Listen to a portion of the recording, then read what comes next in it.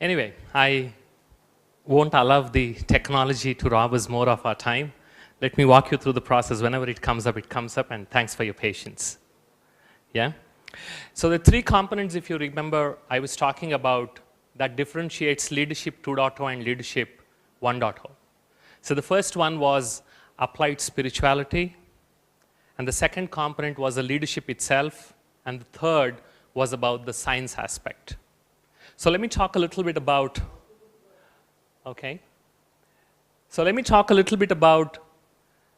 the three keywords which are governing virtually every single organization in any part of the world, including yours and mine. Can you guess those three words?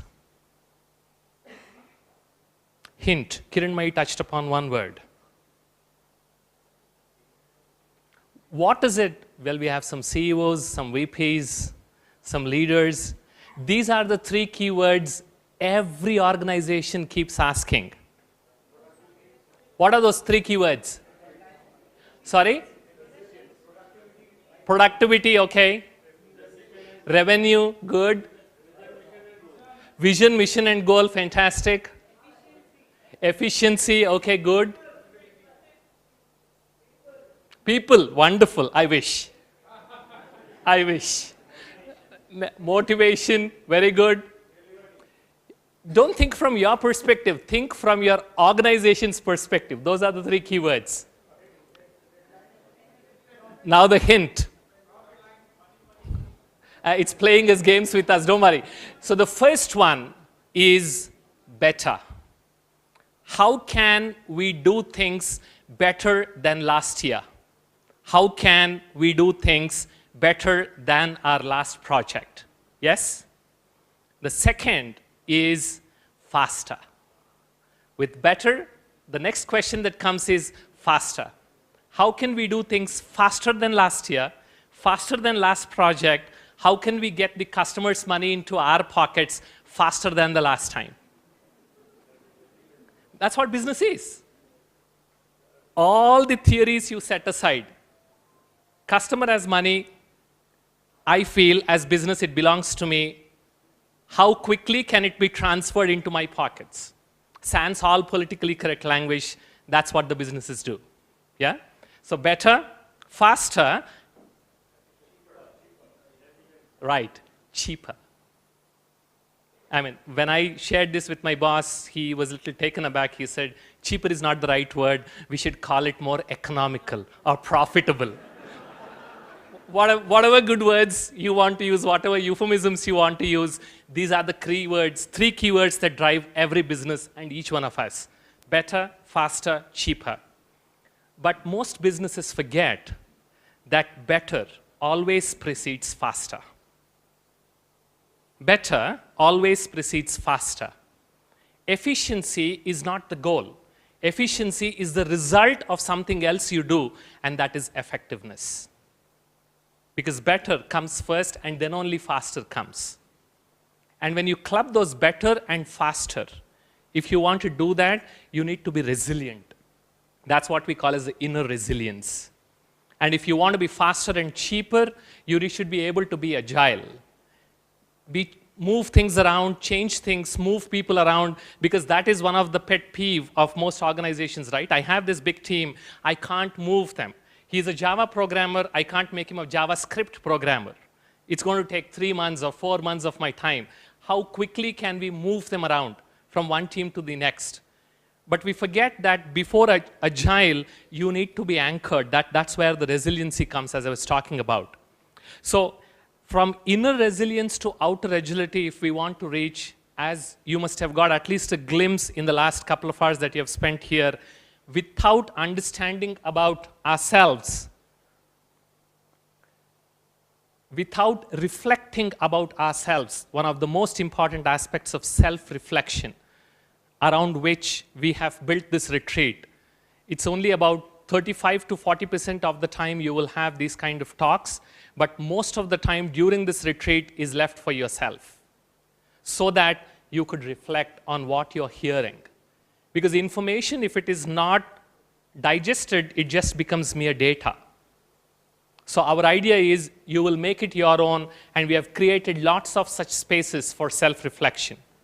And when you reflect yourself, please, please, please, I can't repeat it enough, do not be critical of yourself. We all need love when we least deserve it, don't we? I need love when I least deserve it. Who is most capable of loving myself? Myself. That's where self-compassion comes. How would you speak or treat a friend who's failed? If you can treat yourself the same way, that's what we would call as self-compassion. It's a very big area of research. We don't have time now, so I won't go into the details. It's post-dinner session, I'm aware of that.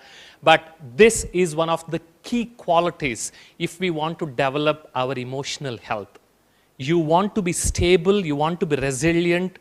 In your self-reflection, be loveful to yourself. Include that self-compassion. And through that comes self-acceptance. Most of us, we are not happy with who we are. That's where the problem begins. I'm not happy with my job, not happy with the money I get, the way I look, the way I dress, how much I earn. No. That self-acceptance is the key word, and this is how, in my experience, I define meditation.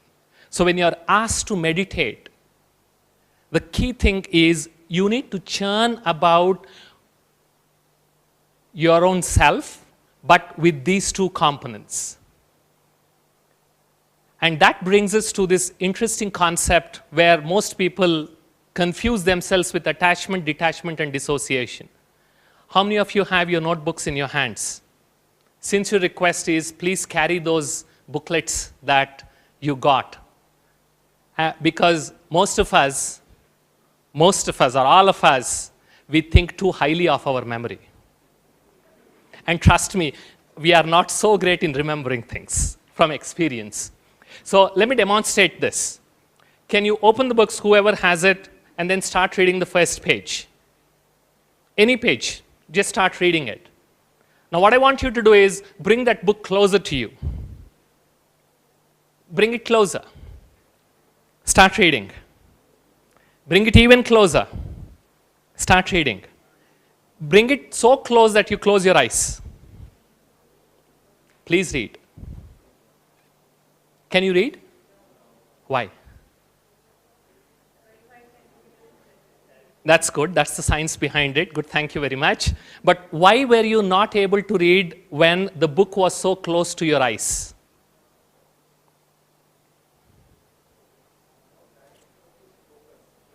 Very good. There was no clarity because you were not able to see that. And when did the clarity come? When did the clarity come? When you created some space between yourself and the book. Right? Space, that distance increases clarity and reduces our effort to do the task. When you put that book so close to yourself, this exercise was just a metaphor. When you're trying to solve any situation about yourself, of your family, or your office, if you keep that situation so close to yourself and then start asking, Mera kya hoga? Mera EMI ka kya hoga? Yeah, there are only two things until now which were sure. One is tax, the other one was death. Now the third one got added for our professionals, the EMI. Okay? What will happen to my promotion? What will happen to my bonus? That attachment is making you not to see the situation for what it is because it's clouding your eyes. As you saw, the situation becomes so close, clarity goes out of the window. That's attachment. When you create that space, because when people talk about spirituality or meditation, or when we here speak about detachment, most people think that we have to let go. No, it's still your book. It's still your situation. It's still your baby. But create that space. Create that space. How to do that? We'll demonstrate, and that's what you will learn in these 2 days. And that's what Sister Shivani will cover in a little more detail. When you create that space, That's what we call as detachment. And if I hold something here, that book, will you be able to read? No. Because when you increase that distance and when you try to run away from the problem thinking it's not there, that's dissociation. Now you tell me, which is best, attachment, detachment, or dissociation? That's the meaning of detachment. You create the space, you don't get engrossed, you don't get attached to it, you're not scared of it because there's that space. And how do you achieve that? Through non-judgmental awareness. I won't bore you with details, I'll just explain a very simple story through which you can understand another simple metaphor. There's this couple, weekend, so they wanted to dance, so they go to a dance floor. But being a weekend and a holiday, maybe a Bangalore Bandh, nothing else to do. So the whole dance floor was covered, packed. So this couple was dancing, and the couple of dancers beside them, they were dancing, but after a few minutes, they were trying to elbow this guy. He said, "Boss, you're also enjoying, I'm also enjoying. Why are you ruining my happiness?" He says, "I'm sorry, sorry, sorry." He goes away. After a few minutes, again he comes and then steps on the toes of this guy and then that lady. This happens a few times. This couple gets irritated and he says, "Honey, let's go to balcony." So they move to the balcony from the dance floor. They stop dancing, they move to the balcony. And when they go to the balcony, they see an entirely different picture. What's happening was, because the dance floor was jam-packed, whenever the dancers were encroaching into the VIP enclosure, the security guards were pushing them inside. And each time they pushed, they were stepping over each other's toes. Where was this visible from? From the... Now, what is it that they were doing on dance floor and what is it that they were doing on balcony?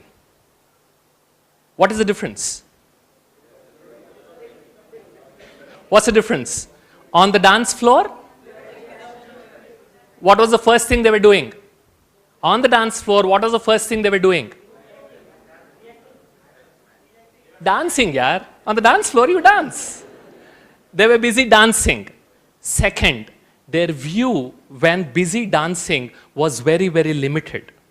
They could not even think about it. So they were only looking at their immediate surroundings and reacting to it. But when they moved to the dance floor, what's the first thing they did? What's the first thing they did? They stopped dancing. The first thing they did, in order to go to balcony, the first thing you have to do is, you cannot keep dancing and then go onto the balcony. Exactly, that's what I'm saying. Exactly. They first stopped the dancing and then moved to the balcony. And then what happened?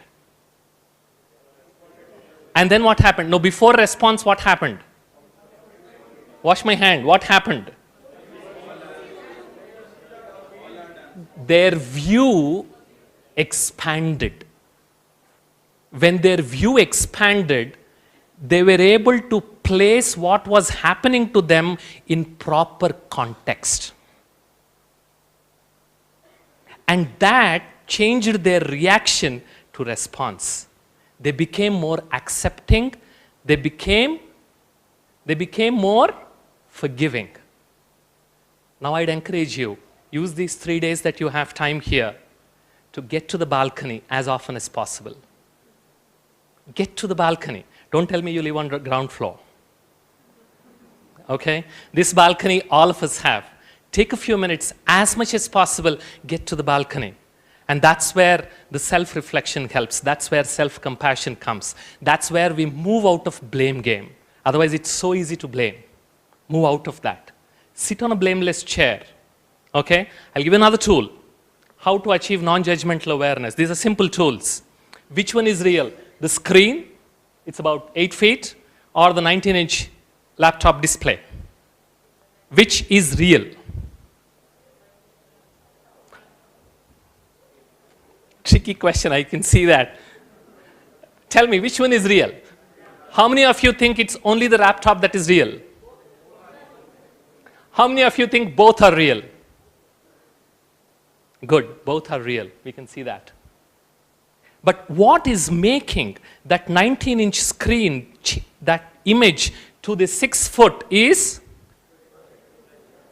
and interestingly, by default, all our projectors are always on. Think about it. It's just a 19-inch issue. But we are seeing in our mind's eye a 6 foot issue. It is not.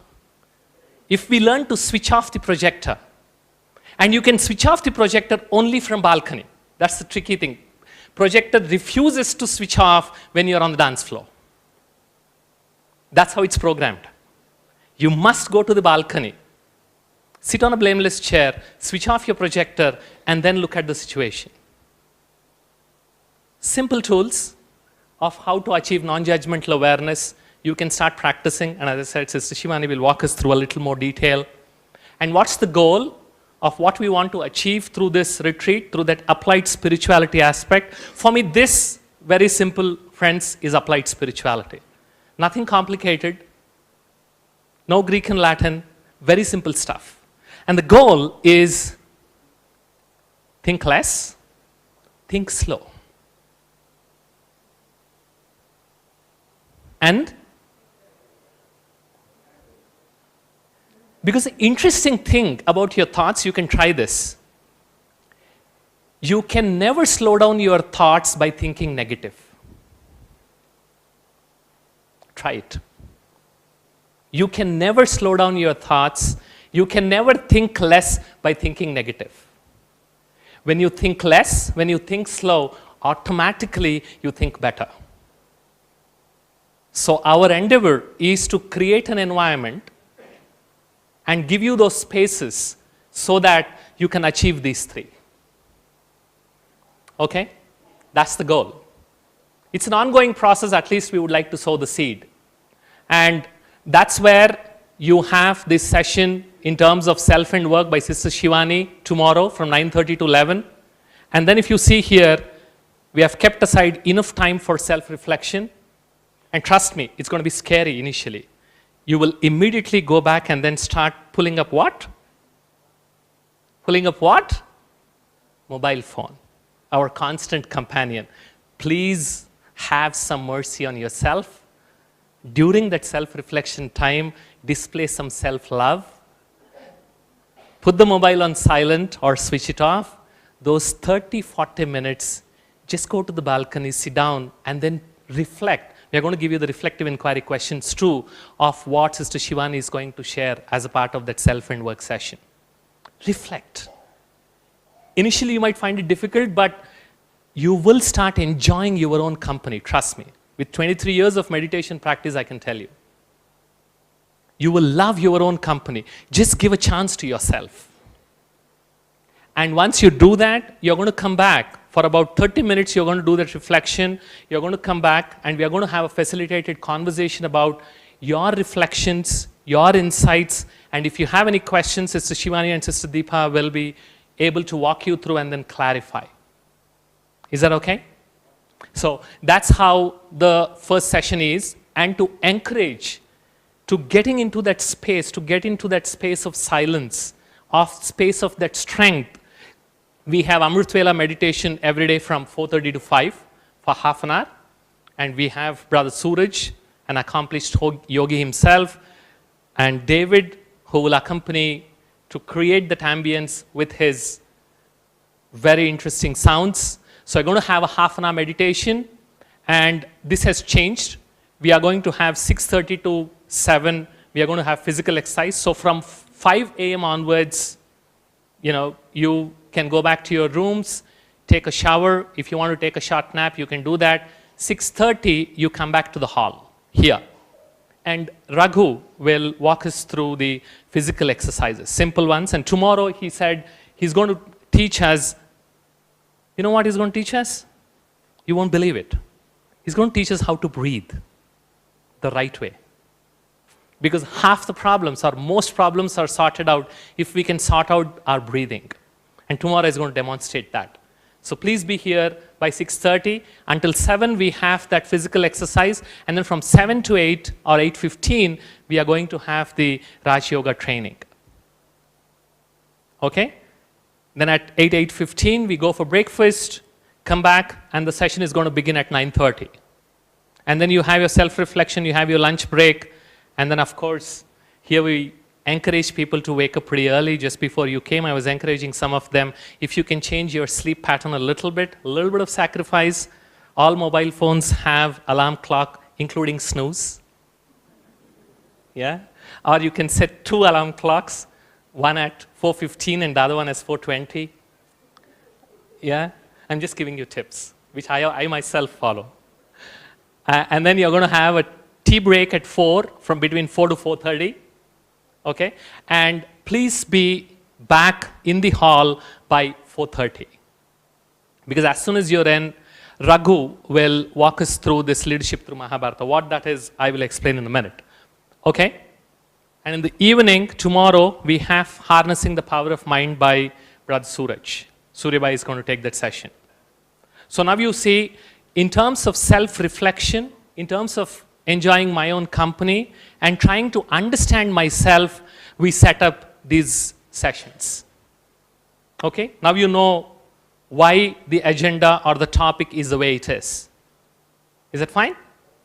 Now, that covers the applied spirituality aspect. The second one that I was talking about is the science. Because I believe, well, we are all educated, as Kiranmai was talking about, we always like to ask questions, we are logical. So I believe when the head is presented with the facts, once it moves over, the heart takes over.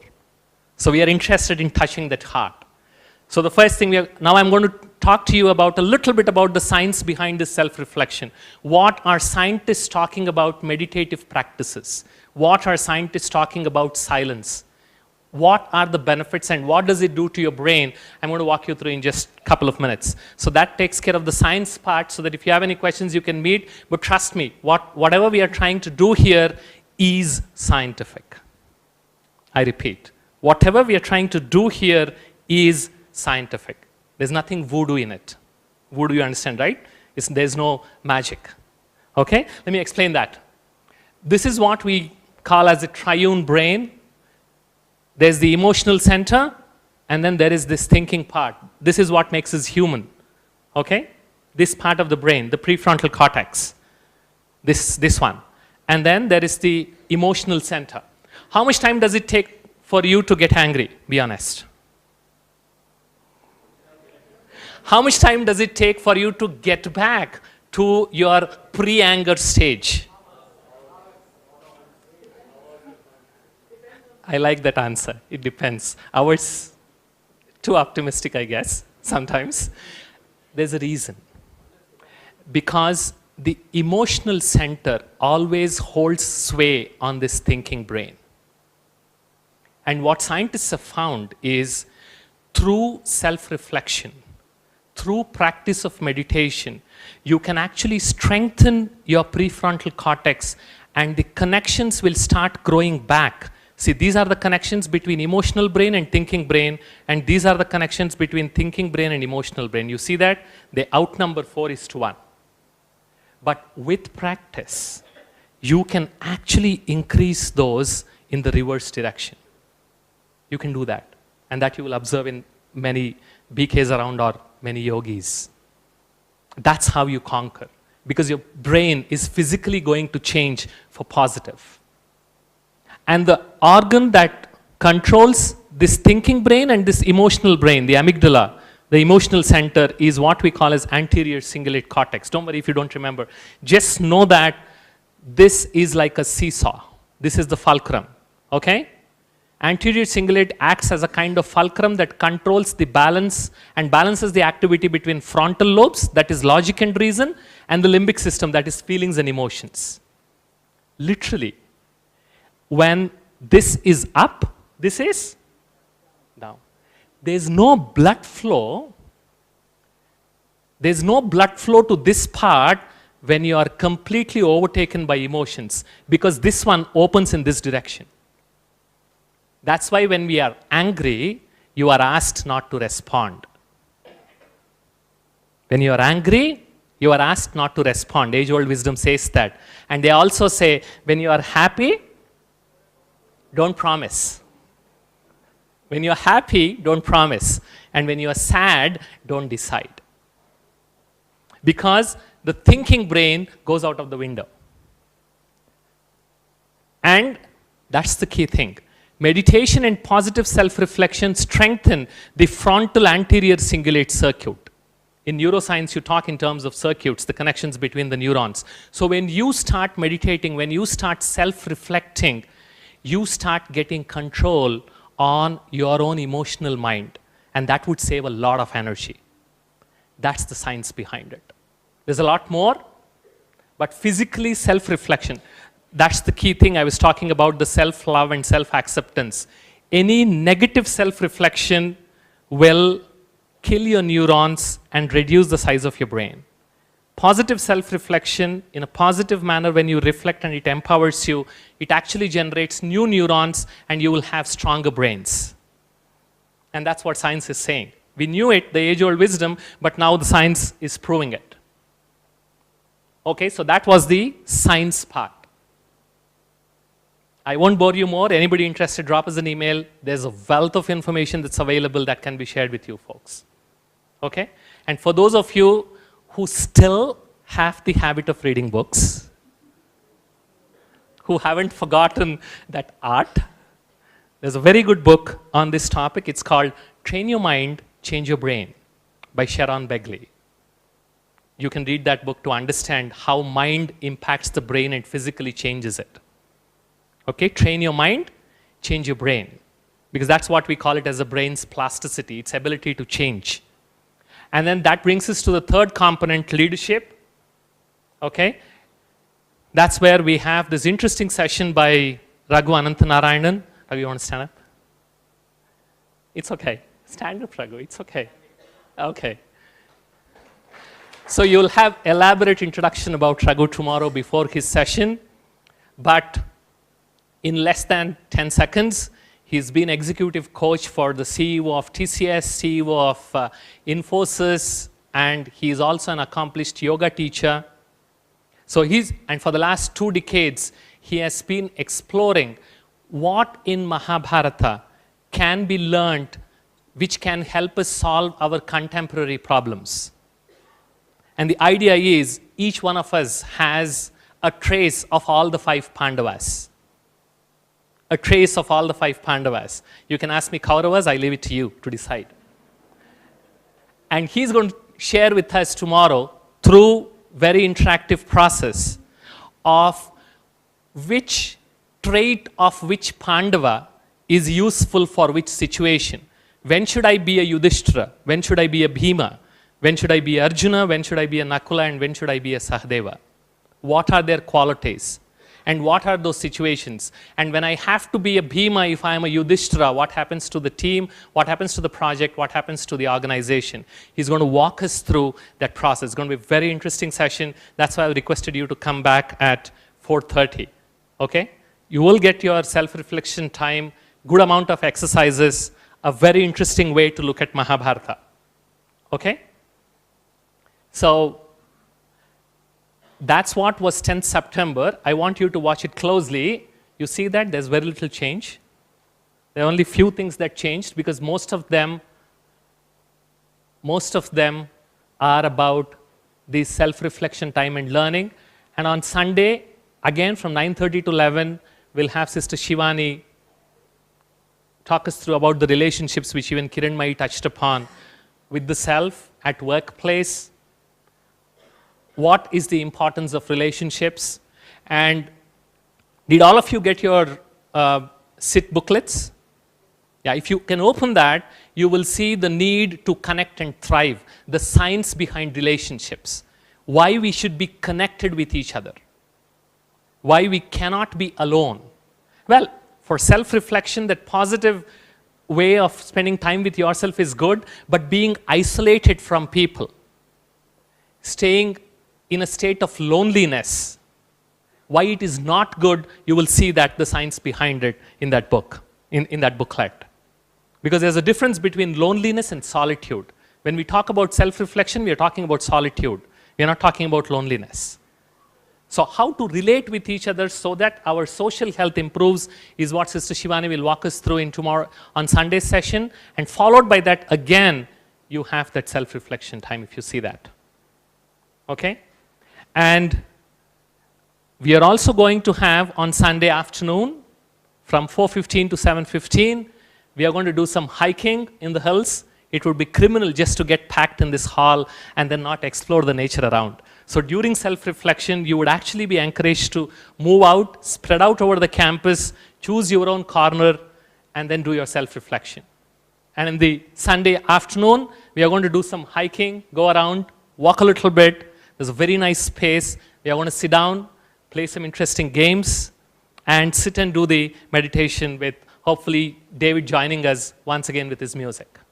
Okay, we'll be a part of the nature. We'll do some hiking and also sit and meditate. You like that? Fantastic. And then, well, this I skipped. We made a small change because I know most of you are coming for the first time. How many of you are coming for the first time? Wow. Welcome once again. We wanted to make sure that you will enjoy this beautiful space, this place, Mount Abu. So we are going to end the retreat officially on Sunday evening. This is what we call it as family time. Didi Nirmala will be there. We'll exchange our feedback, listen to your experiences. And on Monday morning, you can have breakfast and then move around the place and then leave after lunch. Is that okay? So you will have your uninterrupted time, and I don't want you folks to feel guilty that we have come all the way to Mount Abu and we haven't seen the place. I don't want you to blame us. Okay? Good. So that's all we have in these 2.5 days, whatever we could do. And now you understand the why of the agenda and also the how of the agenda and the what. Okay? So don't be too serious. If you see somebody say Om Shanti and smile, okay? Self-reflection is not to make you serious. Keep smiling as much as possible.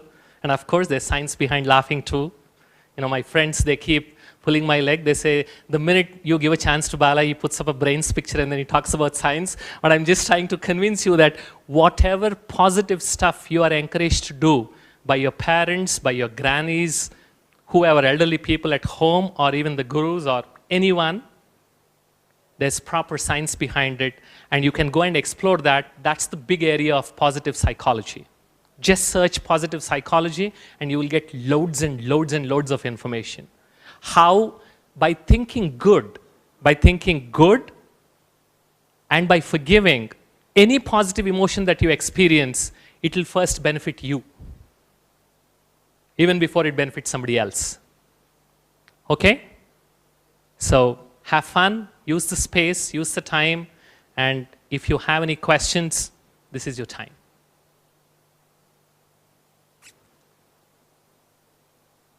Usually I don't ask, is everything clear?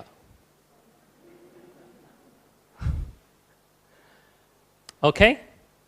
You know, I was telling Raghu, Diri was talking about leadership and vision and dreaming and all that good stuff. And for a leader, you need to create a vision. To create vision, you need to dream. And to dream, you need to sleep first.